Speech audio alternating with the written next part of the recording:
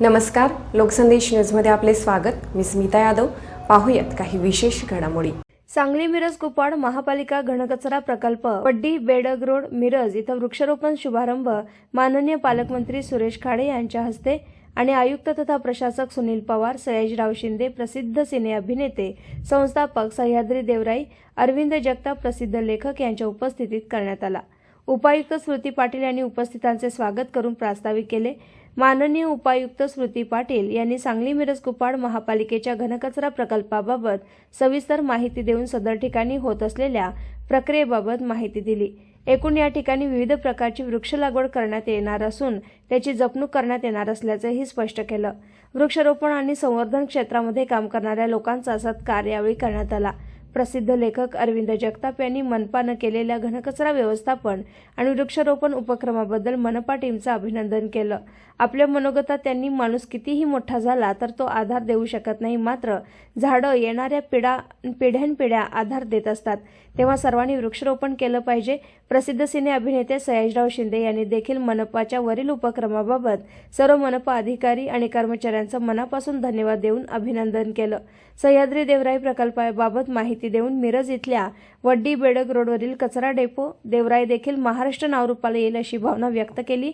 यावेळी प्रमुख उपस्थिती महापालिका आयुक्त सुनील पवार, उपायुक्त स्मृती पाटील, राहुल रोकडे, शहर अभियंता पृथ्वीराज चव्हाण, बागा अधीक्षक गिरीश पाठक, पर्यावरण अभियंता गुजराती, किल्लेदार, जनसंपर्क अधिकारी धनंजय हर्षद यांच्यासह मान्यवर उपस्थित होते।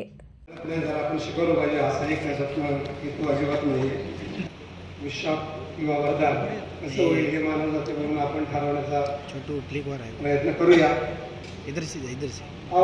या डम्पिंग ग्राउंडवरती कचरा डेपोवरती ही सह्याद्री देवराईची संकल्पना आणि माननीय सुरेश खाडे, सुनील पवार, व्यासपीठावर मान्यवर आणि सगळ्यांनी हे राहिलं होतं तर या सगळ्यांचं मी असं सांगू इच्छितो की ही संकल्पना घेऊन जेव्हा पाटील साहेब जेव्हा आम्ही भेटलो तेव्हा म्हटलं की नुसतं इव्हेंट नको करूया, आपण ते प्रत्यक्षात काम करूया। त्यासाठी मग सुहास रांगणकर, निंबाळकर सर, मदत केली, आमच्या सह्याद्री देवराईचे सगळे सगळ्यांनी मिटिंग केली, 2 मिटिंग केल्या, 3 मिटिंग केल्या, 4 मिटिंग केल्या आणि एका निर्णयाप्रत येऊन पोचलो की बाबा हितासाच्या पद्धतीने काम होईल।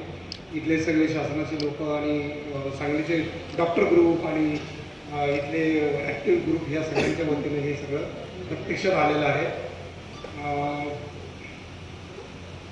आता डम्पिंग ग्राउंडवरती म्हणजे कचरा डेपोत आपण उभं करण्याचा प्रयत्न करतोय आणि जो उत्तमराव पाटील स्वर्गीय त्यांची एक बायोडायव्हर्सिटी पार्क आहे ते पडलेलं आहे, तर त्याचा कचरा व्हायच्या आतच परत त्याचा आपण पुनरुज्जीवन कसं करायचं त्या संदर्भात पण विचार करूया। या दोन्ही देवराया एकत्रपणे चांगले पुनर्जीवित करण्यासाठी कार्यसभांशी माझं बोलणं झालेलं आहे आणि शासनाने मिळून आपण ते पुन्हा नव्यानं उभं करून इथे एक प्रेक्षणीय सगळं चांगलं स्थळ होईल असा विचार करू।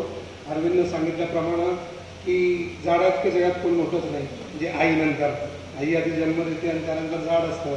बाकी सगळ्यात मनाचा खेळच आहे, मोठा किती छोटा किती पदा किती हाव करून त्याव करतो, त्याच्या आयुष्यात काय होत नाही, टिकतात ती झाडं टिकतात, 7 पिढ्यांना करून उरतात ती झाडं असतात, त्यामुळे झाडावर आपलं प्रेम आहे।